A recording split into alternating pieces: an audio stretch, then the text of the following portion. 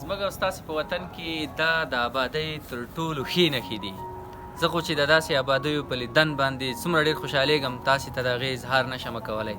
زه فکر کوم تاسې به هم په دې وطن کې د هر ډول آبادۍ پلویان یي. خدای دې هغه ورځ راولي چې زموږ وطن ټول داسې ګلې ګلزار وي او په هر ولایت کې د چکر تر ټولو ښه ځایونه وموندلی شو. موږ نن دلته راغلي یو، باور وکړئ ټول لغمان پې ښایسته ښکاري، په ځانګړي ډول کله چې له ماښام نه وروسته دلته د رڼاګانې پکې وي او برېښنا پکې بله شي نو بل ډول خوند کوي. یعنې د یو څوک نوي کسان چې لغمان ته تازه راځي د دې په لیدن باندې زړونه خوشحالېږي.